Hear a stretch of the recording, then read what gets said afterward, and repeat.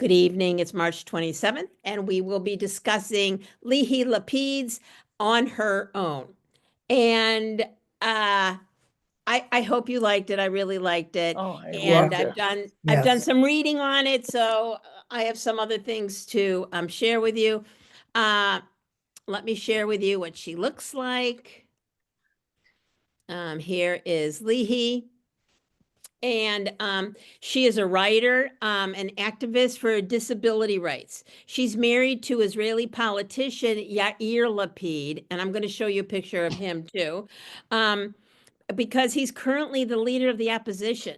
She's written 3 novels, 2 children's books, and a cookbook. Huh? She seems to be the ultimate Tel Aviv insider, and at first it's surprising that she wrote about characters who live on the margins of society. And here's Yair. Susan, yeah. Handsome man. Okay, you Great. and I have discussed this, Yeah. and I think Brenda was very smart to write down the names of everybody. I wish that I Brenda's had, always very smart. maybe I would have liked the book better if I had done that, because Oh, I did not, as I've told you, Vanessa, I did not like her writing style. Yeah. I mean, Yeah. it was hard to figure out who was talking until you got halfway through the paragraph, and then Yeah. you'd figure out who it was. Yeah. And there were so many characters.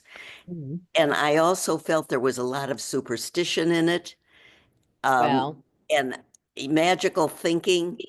listen, they're just a lot. immigrants, you know. Vanessa, this is yes. the real Israel. Yeah. Yeah. Mhm. I have to say I didn't care much for it, because I Okay. found it Yeah. difficult to keep everybody in, Right. keep track of everybody at any different time. I Right. didn't like her writing style. Right. Look, it's also been translated. Yeah.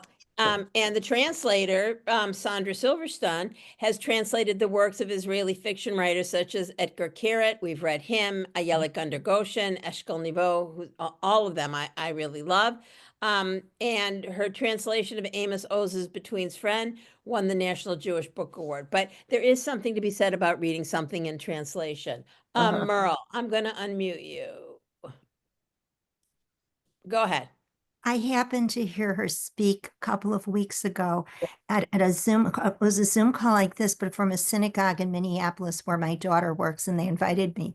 She was very interesting. She explained that she started out as a photojournalist, and she had really short hair, and she would ride around on a motorcycle everywhere. Oh, And she's really like a tough girl, like almost like a guy. And then she got married and wanted to have children, and she kept losing all the pregnancies, and it was so sad. And her doctor said to her, you have to change your lifestyle. You have to get off this motorcycle and you have to do bed rest. And so she sort of transitioned from being a photojournalist into a novelist. And I think Wow. it could be Oh. why her style isn't exactly like what we're used to as in a Yeah. novel. Right. Yeah. Yeah. Paula, then Lynn. Oh, I was going to say, I think it was partly translation, because I think that it gets kind of stilted when it comes from Hebrew to English. It's not, it's not flowery like we're used to in our literature. It's just different. I didn't have a problem with the characters, and I thought she actually developed the characters very Yeah. well. But, I mean, but we'll get yeah. to, you know. Yeah, Hebrew is not a flowery language, so Yeah. yeah. I liked her writing style. I really liked that she gave you hints, but you never, you kind of really, she really drew you in, because she gives you little hints of what's maybe going to happen, and you're really wondering what is going to happen. And I found that really encompassing and getting me really involved in the book. And I love when writers do that, because then the book just goes. And I listened to it at first before I got the book, and that was even more interesting. And I suppose because I listened to it, the reader changed her voice when she was a man or a woman. And so Oh I think yeah, that I really listened to a helped lot of too. it too. That's Yeah. interesting. You may be right. You may be absolutely right. Sandy. I felt like I was right there with the characters. It was as if I was watching a movie. I could see every one of them. And what town, though? They don't say exactly what town. Was it Demona or someplace? So here's the thing. I said to my girlfriend who's done this book, I said, what town is it? Did I miss the town? What town? And she said that Lihi on purpose did not mention the town. But I will tell you this, Sandy, she's from Arad. Oh, I figured Arad is near Demona. Yeah, I figured Exactly. it was It's all one of in the those two. south. Right. It's not as big as Beersheba. It's not a development town like Kiryat Gat. And so if I, if I had to guess, I'd say Arad, but maybe Dimona. And I thought that again, it shows you the differences in all the cities in Israel. It just gave you a little opening into that. And what did you think about the title of the book? Well, can I say something? At Brenda, go ahead. at first you think the title refers to Nina because but I would say most of the characters were on their own. Look at Carmela. She was certainly on her own. Her husband died, her one son died, her other son went to America. She was on her own. Nina's mother, Irina, she was on her own. So it's an interesting title because many of these characters were on their own. You even feel a teeny bit of sympathy, and I mean small, for Shmuley. I think he, not much, but I think at some point he regressed some of the choices he made. So, I give him yes. that. I talked to my girlfriend whose Hebrew is much better, and I said, "What's the name of this in Hebrew?" And it is On Her Own because I also thought some of the men were on their own. Mhm. Itamar, Itamar. Shmuley at the end, Right. and so the more I read until I got to the end, I thought the title made more and more sense to me, and I thought it was really. It was really good because it starts off with Nina in the stairwell and Carmela thinks it's Donna. Do Yeah. you think that Carmela knew if it Yes. There's a couple parts in the book where when she had her senses about yeah. her, she actually said, I know she's not Donna, whatever, but she didn't know it most of the time. I Yeah. don't, or maybe she didn't want to. Yeah. Yeah. Susan. Wait, I'll unmute you. Oh, There, go ahead. okay. So, for what I said before, I have to say that once I really figured out who everybody was and I got into it, I did want to read it to the end and find out really what happened. And even I felt, though, that the end, in a little bit of a way, kind of left you hanging. You weren't really sure what happened with Nina and Eitan, and you don't know how it all ended up. I mean, I think we were Right. kind of left wondering. I agree. But I did, it did start to grow on me. Yeah. Because I wanted to know how it ended up. Right. And we're skipping to the end here, and then I'll get you, Leanne. That when Itamar finally spoke back to Nama, I was like, go! What's the matter with you? But I agree with Susan. Do we think he really made it back to Israel? I mean, he did make it back for Yom HaZikaron, Memorial Day. Yeah. And I think that that gives you a little bit of a glance into what a Memorial Day is like in Israel. It is big, big, big. Here, and listen, they also have barbecues and it's a day off. But, here, I don't know that we think about people who have died in the wars as they do. It's just too current for them. Leanne. I was just going to say Susan, I agree with you. Um, I didn't love this book, but hearing everybody's response, and then I read it so long ago that I had to actually, read the inside cover and make some notes. Um, I did get into the characters. I did want to see what happened. I could tell you the exact page because I went through this on page 184. That's when there was a comment about Carmela recognizing the fact who Dana really was. Yeah. Also on page 263, these were the only two pages I earmarked. Shmuley, he did regret what he did, and he did kind of explain what happened to him in prison, and he did think he deserved what was coming to him. I'm not saying that makes up for everything that he did, but you get that sense. Thinking back, I don't even know why I didn't love this book. Maybe it was the writing. I found some of the translation kind of just off. Mhm. But I did have a feel for the characters, and I did definitely want to see what happened. And I also related on a personal level to Dana's mom, to Irina, and what she went through. No, So, her name is Nama. oh, Nama, I'm sorry. Mhm. Irina was somebody, right? Right. So that kind of kept my. Of her being in America and, wanting No, to. no, no, no. I'm Oh. talking about Oh, Irina. Irina. Nina's Nina's mom. Yeah. right. Oh, yeah. Right. I Yeah. did have a connection with her. Yeah. So Merle, then Paula.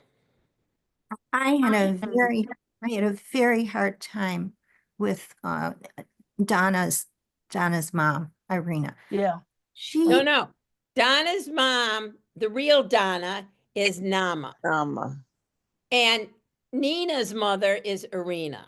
right. Okay. So I'm talking about Irina, the Okay. Russian That's lady. the Russian. You could call him the So Russian. when I went to this discussion a couple of weeks ago, the people were asking the author that part in Russian, that part Yob tvayu mat, suka vlyad, that I took Russian in college, so I know Russian.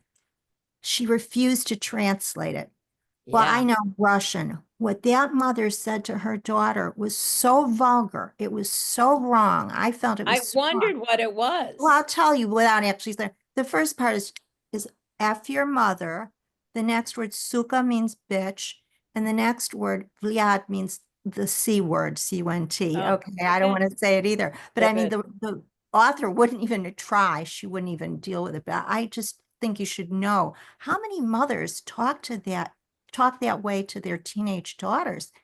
I don't know. I thought it was horrible. And her daughter is admitting, that she's having a relationship with an older man, and her mother is saying to her, "I want you to have a good man," and the daughter is saying, "But I want a strong man. I'm not worried about a good man." And I felt that they could have had a really, a better developed conversation about their values. Mhm. Mother's values versus daughter's values, instead of just the mother completely losing it, and then the daughter runs away. Yeah. Paula, then Elaine. I think what the author effectively did was make us really react to this. I think that as painful as it is to see a child being groomed by an older man, and a child of an immigrant, a child who doesn't feel she's got what others have, all these people who are isolated in their own little worlds trying to fit in. As painful as it is, this is what I thought was very masterful about the book. All this, and teenage girls and mothers under the best of circumstances Yeah. can have very volatile relationships. I agree, but the vulgarity is obviously something that I don't think many of us relate to, and to that extreme, but I can understand it happening. Elaine. I just wanted to know from like a cultural kind of perspective, is Memorial Day a different holiday in Israel than it is here? Yes. Because here it's not like every dead person, but it's more like people who lost their lives serving, which there aren't that many of anymore in the current generation. So it is different because you know, Israel is the size of New Jersey or, you know, Metro Chicago. Everyone knows someone who has died in the war in October 7th. I mean, it's just it's very hard to compare. And you know, when you make Aliyah and you're in Israel, and Daniel Gordis, who I enjoy reading, has said that they call it Ma'agal Mavet, you know, the circle of death, that you know that you're really an Israeli when you know someone, you know, who has died in the war or in the wars. I also think that since October 7th, it's just become super painful. You know, Lihi talked about that. Merle, I don't know if she talked about that when you heard her speak, but it's definitely like the first Memorial Day after October 7th was just horrendous, just horrendous. Sandy. I was basically going to say the same thing. For the future, the whole country is mourning. Even if they didn't lose a son, even if it wasn't someone they knew, and most of the people do know somebody, but they will never be the same. Their country will never be the same. This attack, October 7th, and these year and a half with the hostages, the country is torn. There's like a knife in everybody's heart. They're just. I agree. The trauma that has been, you know, put on the people is just, they'll be living with it for decades. It's, you know, and now the war is back on and there's going to be more deaths and, you know, more deaths in Gaza. Although I did see on the news, though we're not talking about the news, that Palestinians were protesting against Hamas. Yeah, I Which, saw that Yeah, too. it's Very interesting. yeah, no. you know, that a- perhaps a step in that's- the right direction. That's a first, isn't it? Well, as far as I know, yeah. Yeah. Vanessa, I Yeah. must say, I was so impressed when I read that her husband was Yair Lapid. I am very did too. impressed. Because when I got the book, everyone said this is a good book, and I didn't think anything of it until someone said, "Well, her husband is Yair Lapid." It would be like if we were reading a book by Hillary Clinton, but she's been too famous. You know, Michelle. All of our people are too famous, but I didn't realize it. And I was like, wow. And I guess when this came out, you know, she had a brother in the States and he died and he came back here and they were sitting Shiva, and Yair had just been, because as part of the coalition government, he did become prime minister for a hot minute, and she was under all the security. So she's got a super interesting life. I wish it was more interesting because I wish Yair was the prime minister and not Netanyahu. But that's a discussion for another night. Yeah, I agree with you. The core of Lapid's novel revolves around an unlikely relationship between Carmela, an elderly woman living in Tel Aviv, and Nina, a Russian-Israeli teenager. What do you think the evolution of that relationship is? Why did the two become so close? And what does the evolution say about intergenerational relationships? And how do both characters fulfill needs in each other's lives? Okay. Well, I think in the beginning, Nina was just going to use Carmela as a means of hiding. Yes.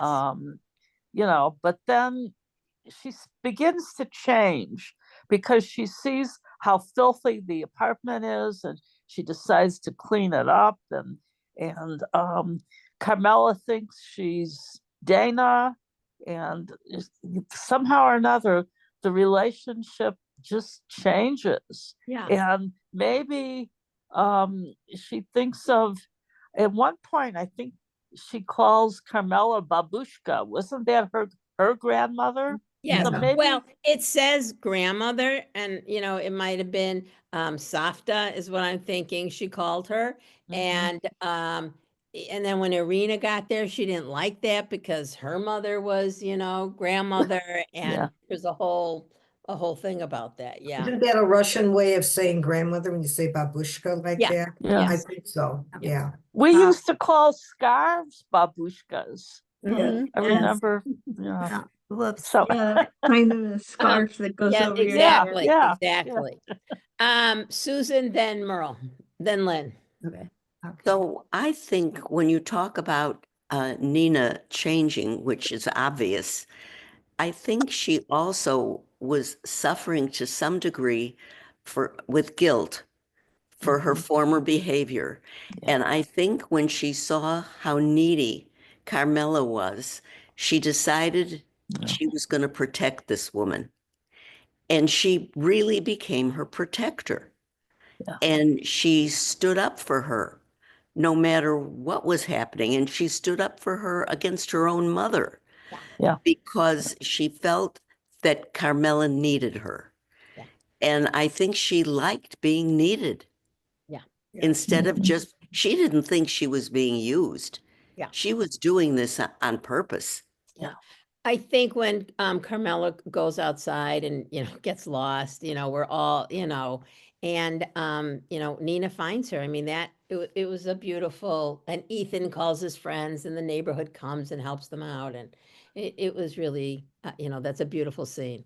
Merle, then Lynn, then Leanne. I just wanted to say about the pronunciation. When we say babushka, we just mean the scarf, but the real pronunciation in Russian is babushka. And if you said babushka, I don't even know if they'd know what you're talking about because they Yeah. love to hear it. And grandfather is diedushka. So, but if you're talking about grandma, you would always say babushka. Okay, well, piggybacking on what Susan said, I think that this is what gave Nina purpose. And she needed that because she really didn't have that. And so having somebody to take care of, plus when you think about it, think of what the life was like when she was younger, when she and Irina were always together. And so you really see that the training that she got being her daughter, that being the daughter of a mother who really cared and took time with her, really went there. And I'm thinking that now that I go back through that, the only time she did call her a dirty word, it was because she was doing stuff that was really slutty, and I think that mother had a relationship with her daughter. She thought that she could say what she wanted because they were that close as she was growing up. So she was obviously a nurturing mother because otherwise, never would have been like this towards Carmela.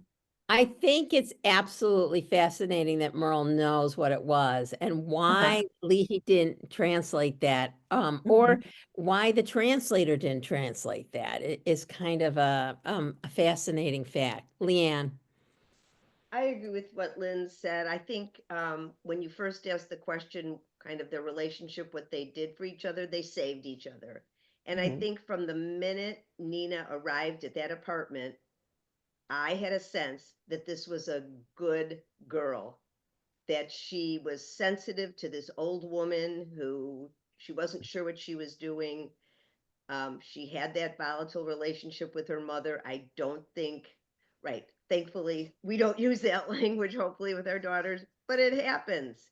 And I think, let's face it, Nina was involved in a situation that she absolutely couldn't handle. So that wasn't the real Nina. I think the real Nina is who we saw with Carmela.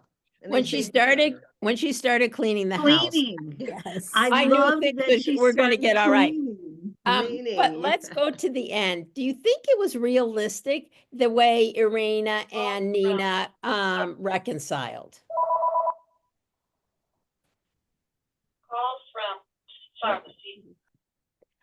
What do you think? Was that, was that credible the way they reconciled at the end, Leanne? I think they needed each other. And Yeah. I think they were willing to kind of forgive. They had both been through a lot. They needed each other. They wanted to help each other. And I think there was growth in both of them during the entire process. Yeah. So that they were able to change for each other and have a Yeah. relationship again. Agreed. Marilyn. Oh, because Nina had done what she did with this wonderful schmooly guy, when she realized what the heck was going on with him and she ran away, okay, then when things started to escalate more and she saw his picture, the news about that man that was killed, that Leonid, whatever, Yeah. okay, so she knew that she was going to be in trouble, and then she wanted to protect her mother from him. And when she found out what happened, she felt even more guilty than she did before. So I feel that when they were able to get together, she really, really missed her mother a lot. She said that several times, how much she missed her mother. And of course, the mother missed her. The mother was scared for her for a long, long time. So the fact that they were able to get together, I think that was a wonderful part of the book. And it showed that you can have compassion when someone has done something that you don't approve of, but it's your child. And Yeah. how can you not be there for your child? I totally agree. Oh no, I lost my, do you think that Nina was justified in lying to Carmela at the beginning? I mean, she lied really through the whole thing, but I think she had to assess the lay of the land. You know, she had to establish the ground rules for herself and assess the condition this woman was in. And she was very astute in seeing how she was deteriorating and how quickly. she wanted to take her to the doctor. I mean, Yeah. that was, and she was a young kid. I mean, when you think about all of this, I don't think she was 17, maybe Yeah, 18. she was 17, definitely So 17. that's a lot of responsibility. This book also talks about the obligations between parents and children. Um, what did you think? I'll ask a question. What did you think about Itamar? Paula. Was I- that Carmela's son that Yeah. was in Yeah. America? Yeah. Yes, Carmela's son that was in California with his wife, the tech genius. Yes. I think he was really developed well as a Yeah, conflicted. that was very disappointing. Oh yeah, he was so conflicted between his goals, his responsibilities to his family, growing up in the shadow of a deceased brother. I mean, he was in a lose-lose situation. A wife who wanted nothing better than to live, you know, a different lifestyle than she had in Israel. And I think as Americans, the author did a good job pointing out the difference in the Israeli psyche and the American psyche. Because you know that the real Donna, the real granddaughter, would not like being in Israel and would not, like Right. the American life, didn't want to speak in Hebrew. And I also thought that the whole Itamar and Nama, their backstory is very common of Israelis who come here. We're only going to be here a year. We're only going to be here 2 years. Okay, 3, 4, and then all of a sudden, they're here and they're citizens. And I will also say, and Sandy can chime in, it's a harder life in Israel. It's especially harder for women. Just shopping, cleaning, everything is harder. Making a living, it's harder, and it's a hard life. But Sandy, I miss it. I miss it.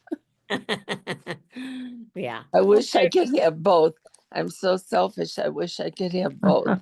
Yeah. I hear you. I hear you. Vanessa, Yeah.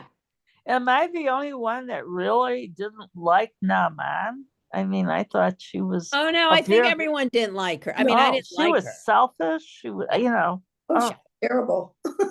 yeah. Well, I mean, how how she tried to keep Itamar. I mean, his mother was elderly. He was all she had. Yeah. And she kept thinking of one excuse after another. She was really only thinking of herself and her children and how she wanted money, money, money. She wanted to live well. I don't know. I think Her Here's the thing. parents. This doesn't excuse her behavior, but it was a much easier life for her in Oh, America. yeah, yeah. For for her to sure. go back home, it would be, her status wouldn't be the same. It's a hard life. And she It's was a from the hard, kibbutz too. She hard, grew up in the kibbutz, kibbutz. Yeah. yeah. And so it doesn't excuse it. And you can see that the real Donna is going to be a handful. Mhm. Yeah. Yeah, she's not going to be, No. she's not going to be easy. Um, we talked about that. Many of the characters in On Her Own facing life challenges alone, whether in old age, single motherhood, or the vulnerabilities of youth. What does the book reveal about the experience of being a woman in Israel? Discuss how Carmela, Nina, Irina, and other female characters face difficulties. What do you think? Well, Nina made the most horrible mistake of all. Okay. Didn't Which listen to her was? mother, and went off with this guy, and then eventually left her mother to be with him and Yeah. realized later on what a mistake it was. Yeah. And her mother, like I said before, was very scared for her. She loved her. She was mad at her, but she loved her and she wanted her to be safe.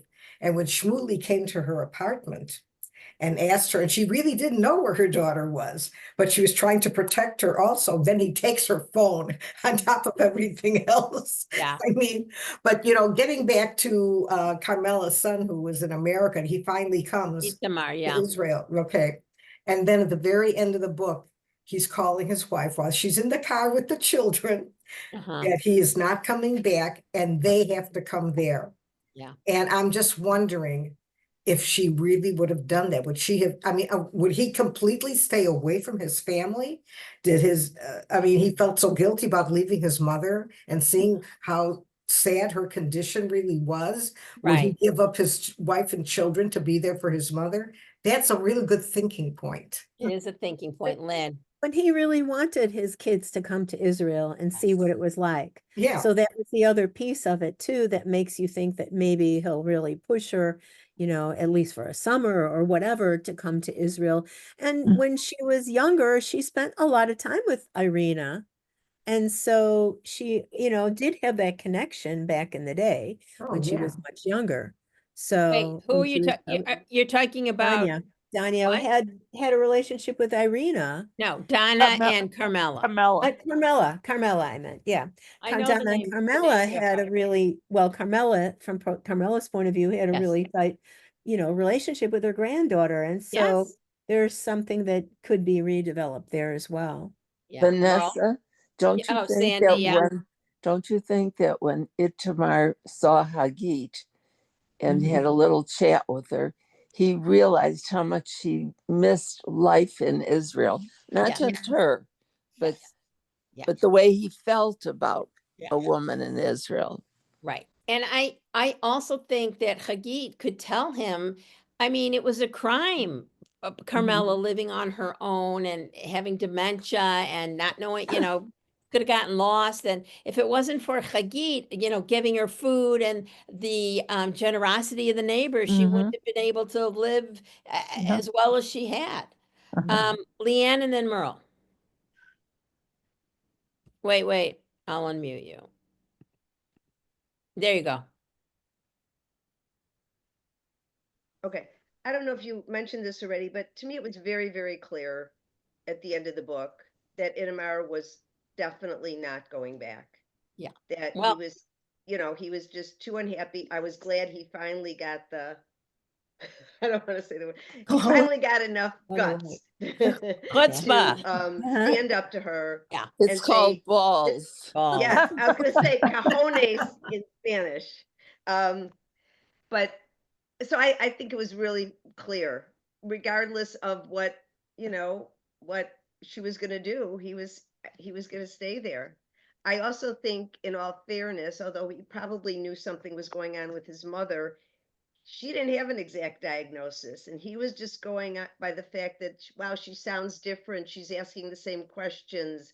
We have the same conversations. He was speculating that something wasn't right, but I don't think he knew the extent Yeah. of her No, not till he got there. disability. Yeah. Yeah. Merle. I've heard the expression so many times, you could have many wives, but only one mother. And I do believe there are men who will choose their mother over their wife. And that's the cause of a lot of divorces that I have seen, actually. Agreed. Including my own daughter.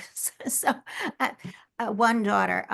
Yeah, I think that's very real that sometimes a husband will do that. So that rang true to me. That whole part seemed very realistic. Right.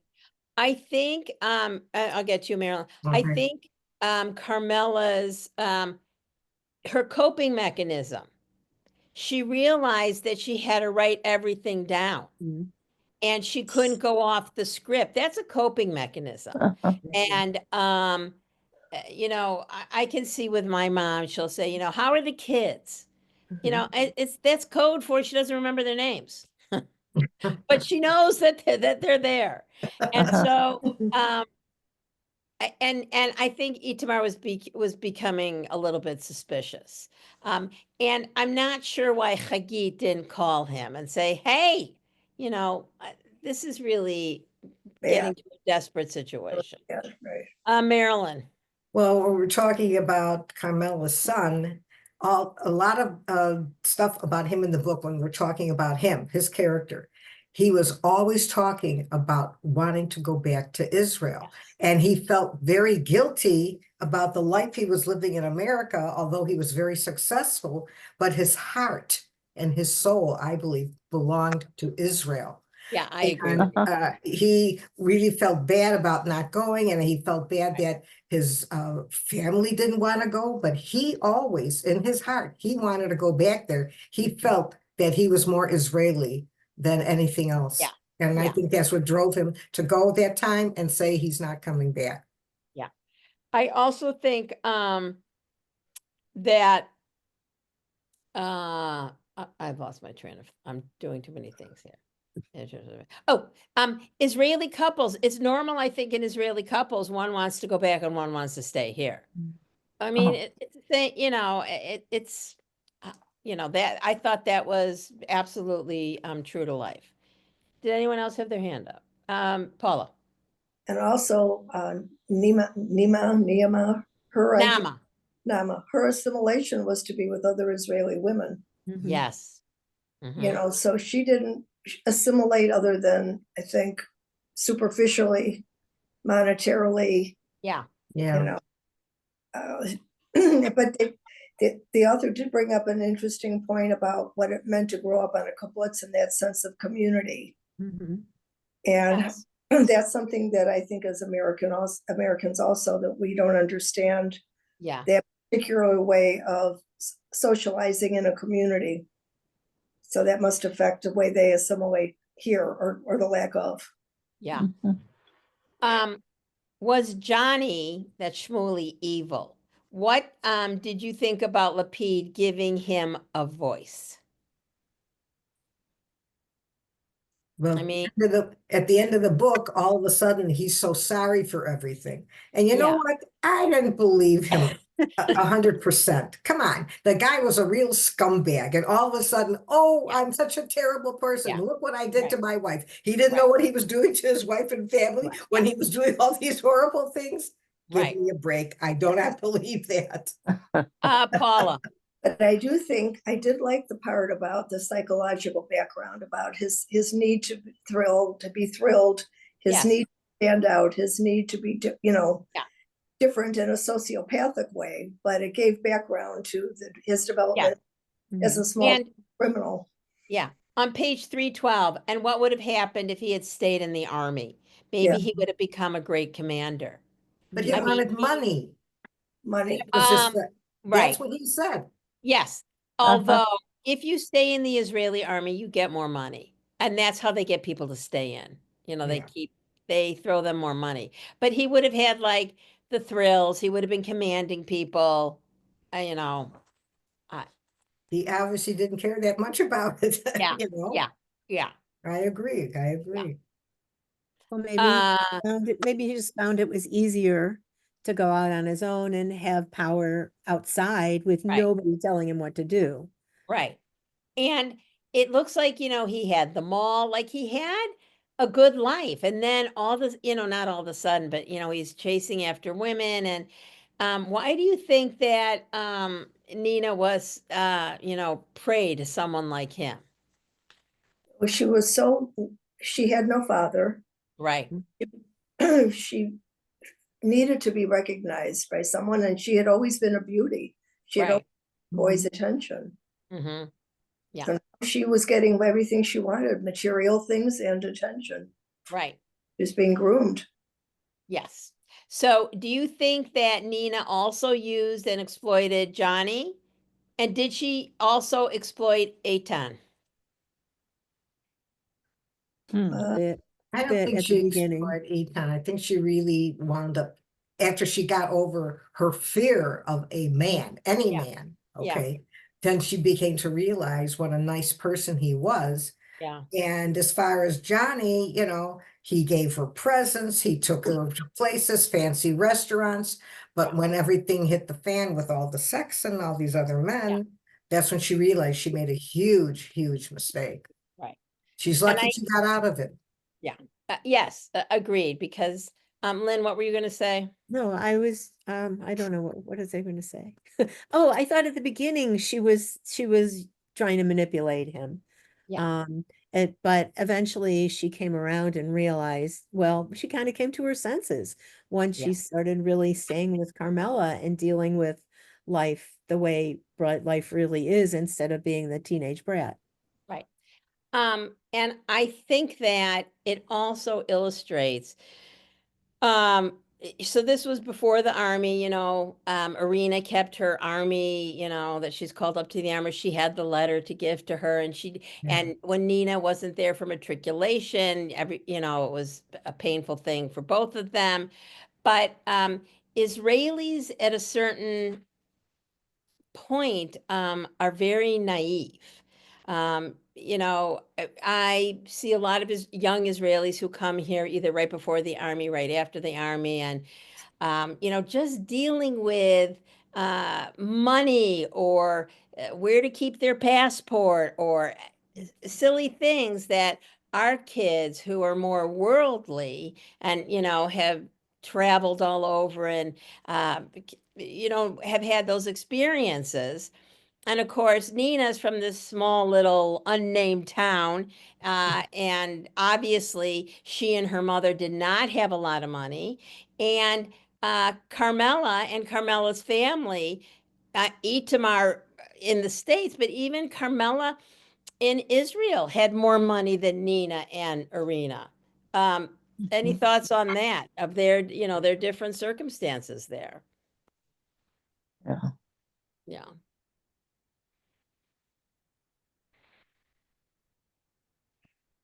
So, yeah, Well, yeah. Nina had to rely on Irina's jobs, which she was a cleaning lady and then a daycare worker, and so what kind of jobs do women get? And Carmela was living from her husband's whatever Yes. business it was. Right. So Well, it was the mini mart or whatever. yeah, Or right. Hagit renamed Mhm. it the mini mart. Mhm. Don't call it a grocery store. Don't call it a grocery store. Can't call it a grocery store. Oh, no. No. So, going back to Itamar, on page 64, Nama says, "You're a good son," which doesn't help him at all because he feels like the worst son in the world. And, the one thing that Carmela did hold on to was Yom HaZikaron, Memorial Day. Yeah. And it's,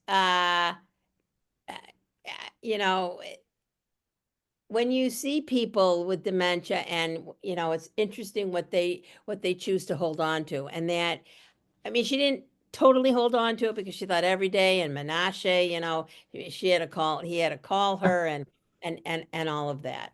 It's like she lived for that Memorial Day. Yeah. Yeah, She really did. That's what kept Right. her going. that's what kept, yes, I agree with that. Well, but Right. it was her dedication to her son and his Yes. memory, and that's what she felt was really important. And so did Itamar, although it kind of clouded his life, but he still felt that draw because that's the Israeli way.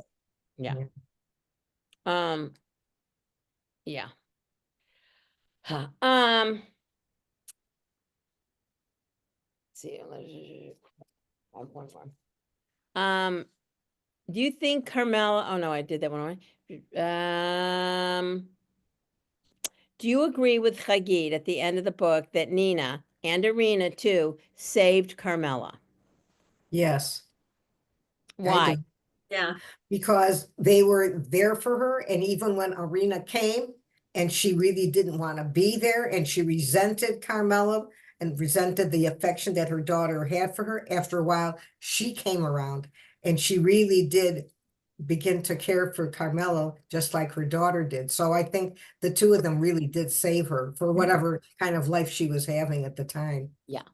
And I she could not have continued to live independently without them. Yeah. I mean, she was really getting to a point where she was a danger to herself and others and would go outside and not know how to go back home. And, that's very common. Oh, yeah. And had no food in the refrigerator. You know, when Right. Nina Yeah. got there, she was hungry. There was nothing there. I mean, it was really a very frightening situation. Uh, the spark for Nina's character came to Lapid after her experiences helping in a shelter for young women overcoming difficult situations. And this is from the Jewish Chronicle. I asked, how does a good girl get here? What makes them end up in a shelter? So, that's, Yeah. Israel has those problems just like we do. I'm sorry, Paula, go ahead. Oh, I was gonna say circumstances, people are a paycheck away from being on the street. I mean, Mhm. not everybody has a backlog of savings or a family to fall back on or Right. knows how to get the resources they need for help. Yeah. Leanne. Wait. Think Okay, go with the ahead. attention that she got, she just was so desperate for that attention, and that's a common story we hear all the time. Yeah. I just had a thought, and I don't know, when at the very beginning of our discussion, we talked about the title, Yeah. and maybe we said this already, but and it could apply to everybody in the book. Yes. But and maybe we did say this, I really think it's about Carmela. And I started thinking that she created this her granddaughter, she created Donna out of Nina, Yep. but part of me is wondering, and she certainly had moments of lucidity when she knew it was not her granddaughter, if she really did know and she needed that to survive. She may have known that the age difference didn't match, but she was so alone and so desperate to see her Yeah. own son and her grandchildren that here was an opportunity. Here she was, waiting in the stairwell for her.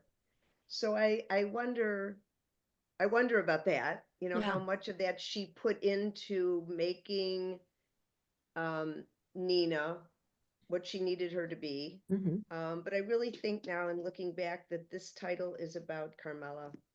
Yeah. That's my feeling. So- I think it is. Although a lot of them were on their own. I mean, Oh, they Nina, were. then she had Arena, then Arena when she came here, and Merle. I thought the book was very sensitive to the needs of the elderly. And I was thinking about the kind of mail I get every day, which is so many invitations to visit retirement residences that have, independent living and then memory care and everything you need. And I mean, in the United States, that is a huge industry. But I was wondering in Israel, would someone like Carmela end up living with her son and daughter-in-law, or would she be put in a facility? I mean, what goes on in Israel compared to here? So I think that not unlike here, it depends on the family and the means of the family. Now, in Carmela's case, they had means, so he could afford, it's called Beit Avot. They can afford to they have nursing home, assisted living. I mean, they have things that are very similar to here. I do think in some of the more, the Russians, maybe the Moroccans, some of these first or second generation, not unlike our parents who were with their grandparents. I mean, not my mother wasn't, but her mother lived with my grandmother lived with my great grandmother, and I think that it parallels a little bit what happens here in the United States, but as they become, a more, a wealthy country and whatever, and a more mobile country, with kids living all over, they have to depend on these social services. And they do, they do have social services there. It's not exactly as it is here, but yeah. And yeah, with Itamar in America, it makes it even. And again, I just find it hard to believe that, he didn't have somebody coming to check, he had plenty of money. He just bought a new house. He could have, paid someone to come check on her or whatever. But obviously that forwarded the story by him not doing that. Look what happened with Gene Hackman. I mean, Oh my gosh, yes. no one checking on the elderly. It's wrong. There's something wrong there. Right. We were talking about, it's the 5th year anniversary of COVID, and when kind of the world shut down. And my granddaughter was born March 24th, 2020. So she was a COVID baby. And I went out there because I wanted to be for the birth, and we were a pod, and and I was so glad I could be there. But I talked about how when we first got on Zoom, at Macomb, I would talk to people in assisted living or in mainly in assisted living, and they would say to me, "You're the only people I see all week." Because they were on lockdowns. And of course, we can look back and, did we do it right? And, could we have, coulda, shoulda, woulda, did it a different way. But, that isolation. Now, Carmela did have people checking in on her, but it's just not the same as your family, and it's not the same as, a regular, somebody every day, or, yeah. In other So, words, it's difficult to get old, number Yeah. one. yeah, And if you right. don't have family, Support. friends can only do so much. You really need family. You need, yeah, And, yeah. I personally am very blessed with my family, so I'm not worried about You are myself indeed. We going know them. forward. They're Okay. lovely. Yes, yes. Yes, so as a matter of fact, I'm going to be up in Wisconsin tomorrow over the weekend. And so I'm really looking forward to that. Enjoy. Thank you. You know what I was wondering? Where did Carmela's money come from? Was that from the business that she and her husband owned? I Yeah. think Okay. so. Because she Um, had, yeah, They she they did have that. They didn't say this, but I also think when a soldier dies, you get some money from the state. Uh-huh. Yeah. Now, yeah. Is that a it's not one-time enough. thing? I don't know. Oh. I'm gonna have to look into that. Okay. I can ask somebody, but Yeah. I know there's, some money there, and probably not unlike the United States. If your husband was in the army, you get a pension. My father-in-law, was in the Korean War, maybe. Anyway, she got a pension, for, for her whole life. So I would imagine there's at least some parallels there. Uh-huh. And, she lived in this, apartment. She didn't, have a lot of expenses. Yeah. I mean, she wasn't traveling back to the States or anything like that. Well, she did that once and got lost. Leanne. I'm not defending Itamar, but do you think that he only intended to be gone for a year? I mean, a year is still a long time, but it's not forever. It's And not maybe forever. And when he Right. first went, she was in much better mental Yes, capacity. Right. yes, that's what I was thinking. Yes, And then he was absolutely. recognizing, Yeah. yeah. And I see it with Israelis over and over and over again. Yeah, Brenda, go ahead. And they also did ask her to come and live with them in America. Right. But I understand her not wanting to do that Oh, because yeah. her husband and her son were buried in Israel. If she Right. moved to America, you know, Right. when would she? Right. Also, she probably didn't speak English well. Right. And what if there was a big Russian aliyah to Israel?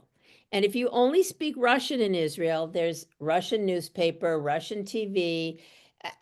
You can get along there because you know, besides Arabic, there's a lot of people who speak Russian. Now, in the upcoming generations, that's going to change because, you know, people aren't speaking Russian at home. So she wouldn't have that. Oh, that's Arena. You know, Carmela, I think it would be very, very hard for her to come to the States. And she walked everywhere. She didn't drive. I mean, that Mhm. it would Yeah. have been really hard and terrible for her. Mhm. And you know how old women can wear a house coat or a robe and slippers and go out in the street there. Right. Yeah. She would have been laughed at here, you know. Yeah. I think you're right. I think you're right. Before we go, I do want to tell everybody, and I apologize, but the author had to change. The author's coming, is coming to Zoom with us next time. The book is The Love Elixir of Augusta Stern by Linda Cohn Lodgman. She wrote The Matchmaker's Gift. I can't remember if we did that, but the other one she Two did. Family House. Yes. Yeah. Yes. That's great. I was going to say, there's one she did we really loved, and Yeah. that's the one. So I hope you like this. It's always interesting to talk to the author. And it's May 8th, and then we meet again the end of the month. So hopefully you can just start all these books and, you know, you'll be ready to go. And I don't think this one Vanessa, is, yeah, when you sent out the email with the change in date, you Yeah. put down May 8th and then you Yeah. put down May 25th, which is a Sunday. oh yeah, that's wrong too. I'll change it back. It's that the I'm looking Thursday, at the my calendar and 29th. said, no, we don't do Sunday. No, we don't do Sundays. Wait, let me quickly look at my calendar. I just can't. It's May 29th. May 29th. May yeah. 29th, yeah. Yeah. I okay. do have it right on the calendar in the Oh, Okay. Emma Combe. Just making sure. Thank you, Marilyn. You You're keep the straight welcome. and narrow. Wondered This about that too. Yeah, thank you, people. Always ask me because, you know, sometimes I do things too quickly and everything gets, and I knew it was May 8th. This Sunday, John Block, I think that's his name, is coming and he's showing a film. We Made the World with Love, and I think it's going to be very interesting, but we're watching the movie at 9:30 and you can have your lox and bagels and then we'll discuss at 10:30 and it'll be online and in person. I encourage you to come in person. I just think it'll be easier to watch and discuss. You know, You know, watch your, I do have May 29th on my calendar. oh, see. I see. Well, at one point I had straightened it out, but then Okay. meanwhile, they keep making me posters, and then I finally said, I'll make a marker on the poster, just put the right date. So, yeah. And there's a lot going on if you need any links. As soon as I find out about Bernie, I will let people know, and I'm sure if something will come out from Macomb. Yeah. And I'll see everybody. Okay. Thank you. Great to see. Bye. Yeah. Thanks, Vanessa, as Bye. always. Bye. Okay. Thank- Bye-bye. Bye. Good. Bye.